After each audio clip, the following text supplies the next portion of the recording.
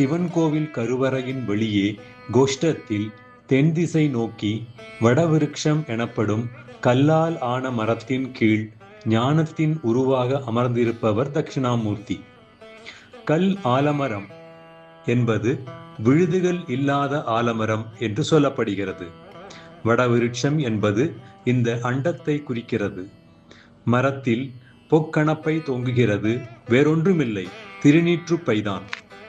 இவர் தென் திசை கடவுள், ஆலமர் செல்வன், ஞானகுரு, பரமகுரு என்றும் அழைக்கப்படுகிறார். சனகாதி முனிவர்கள் 4 எனப்படும் சனகர், சனாதனர், சனந்தனர் மற்றும் சனத்குமாரர் ஆகியோருக்கு ஞானத்தை பற்றிய விளக்கம் அளித்தவர். இவர்கள் பிரம்மாவின் குமாரர்கள். இவர்களை கர்ணபிராபிதர் என்று வடமொழியிலும் காதுபொத்தர்கள் என்று தமிழிலும் அழைக்கிறார்கள். தட்சிணாமூர்த்திக்கு 4 கரங்கள். அதில் ருத்ராட்சம், அமிர்த கலசம், உடுக்கை, பாம்பு, நெருப்பு, தர்பைப்புல், சுவடி வைத்துள்ளார்.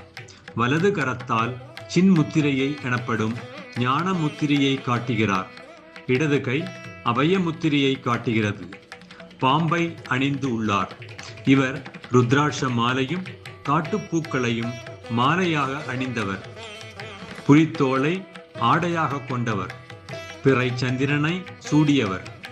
மார்பில் பூணூல், கையில் நாகாபரணம், காதுகளில் ஓலை அல்லது தோடு, காலில் தண்டை, நெற்றியில் சுட்டி, சங்கு அணிந்திருப்பார். அவர் அருகே நந்தி, மான், புலி, சிங்கம், பாம்பு என பல உயிரினங்கள் இருக்கும். கிண்ணறர்கள் சுற்றி நிற்கிறார்கள். இடது காலை மடித்து அமர்ந்திருக்க, வலது காலின் கீழ் இருப்பவர் அறியாமையை குறிக்கும் முயலகன் என்னும் அபஸ்மாரன். ஆகவே ஆதி குருவாக நம் அறியாமையை நீக்குபவராக அவர் திகழ்கிறார். திருவையாறு ஐயாரப்பன் கோவிலில் இவரது காலடியில் முயலகனுக்கு பதிலாக ஆமை இருக்கிறது. சுந்தரமூர்த்தி சுவாமிகள் இவரை இவ்வாறு வர்ணிக்கிறார். காது பொத்தரை, கிண்ணறர் உழுவை கடிக்கும் பன்னகம், பிடிப்பரிஞ்சீயம், கோதில் மாதவர் குழுவுடன் கேட்பக்கோல, ஆள் நிழற் கீழறம் பகர. அவரது உபதேசம் பராவாக் எனப்படும் ஒலிகள் அற்ற உணர்வினால் மட்டும் உணரக்கூடிய உயர்நிலையிலான ஞான வாக்கு ஆகும். எளிமையாக சொன்னால் மௌனமொழி. நம் எண்ணங்கள் எப்படி ஒலி வடிவுக்கு மாறுகின்றன?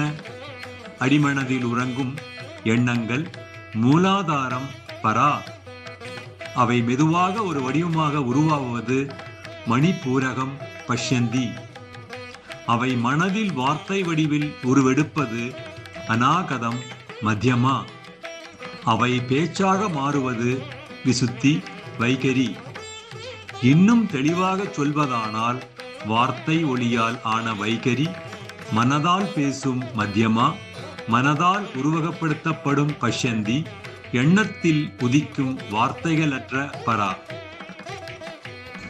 இவை அருகே நாரதர், அகத்தியர், பிருகு, ஜமதக்கினி, வசிஷ்டர், ஜனகர், பரத்வாஜர் முனிவர்கள் இருப்பதாக ஆகமங்கள் வெவ்வேறு பெயர்களை கூறுகின்றன.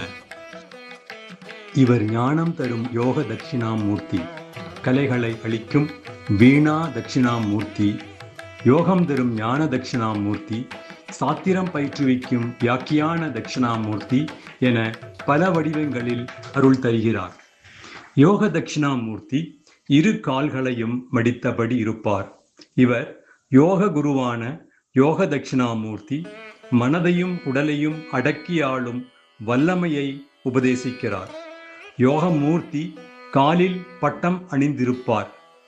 வீணா தட்சிணாமூர்த்தி இசை மற்றும் கலையின் குருவானவர். இவர் வீணையின் மேற்பகுதி இடது கை தாங்க, கீழ்ப்பகுதியை வலது கை மீட்டும் நிலையில் இருப்பார். திருச்சி துறையூரில் உள்ள விஷமங்கலநாதர் கோவிலில் உள்ள திகி சண்டாள வீணா தட்சிணாமூர்த்தியை தரிசித்து வாருங்கள். கொள்ளை அழகுடையவர் அவர். நாகேஸ்வரன் கோவில் விமானத்தில் நாம் காணும் அரிய சிற்பம் இது. குடைவரை கோவிலான கழுகுமலையில் மிருதங்கம் வாசிக்கும் தட்சிணாமூர்த்தியை அவசியம் பார்த்து வாருங்கள். ஞான தட்சிணாமூர்த்தி நம் தலைகளில் இருந்து விடுவிக்கும் ஞானத்தை உபதேசித்து அறிவை அளிக்கிறார். ஞான சூத்திரம், ஞான சுருக்கம், ஞான பஞ்சாட்சரம் என்பவை அவர் எழுதிய நூல்களாக சொல்லப்படுகிறது. வியாக்கியான தட்சிணாமூர்த்தி வேதங்களை பற்றி தெளிவான விளக்கங்களை சிறந்த சொல்லாட்சியின் மூலம் நமக்கு அளிப்பவர். சுக மகரிஷியால் 1500 ஆண்டுகளுக்கு முன் நிறுவப்பட்ட பழமையான தட்சிணாமூர்த்தி கோவில் கேரள மாநிலம் மலப்புரம் மாவட்டம் சுகபுரத்தில் அமைந்துள்ளது. காஞ்சிபுரம் கைலாசநாதர் கோவிலில் யாளிகள் புடைசூழ அவர் அமர்ந்திருப்பார். இன்னும் பிரம்ம தட்சிணாமூர்த்தி, வித்யா தட்சிணாமூர்த்தி, சக்தி தட்சிணாமூர்த்தி, கால தட்சிணாமூர்த்தி என பல வடிவங்களில் அவர் இருக்கிறார். பரஞ்சோதி முனிவர் இயற்றிய திருவிளையாடல் புராணம் மதுரை காண்டத்தில் அவர் பற்றிய பாடல் இதோ. கல்லாலின் குடை அமர்ந்து நான்மறை 6 அங்க முதல் கற்ற கேள்வி வல்லார்கள் 4வருக்கும் வாக்கிறந்த பூரணமாய் மறைக்கு அப்பாலாய் எல்லாமாய் அல்லதுமாய் இருந்ததனை இருந்தபடி இருந்து காட்டி சொல்லாமல் சொன்னவரை நினையாமல் நினைந்துபவர் தொடக்கை வெல்வாம்.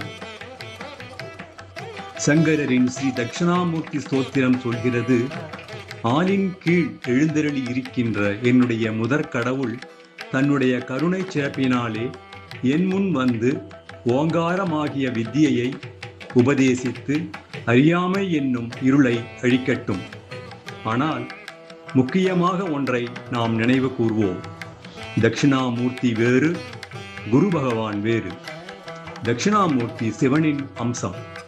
பிரகஸ்பதி, வியாழன், ஜூபிட்டர் எனப்படும் குரு பகவான் நவகிரகங்களில் ஒருவர், தேவர்களின் தலைமை குரு.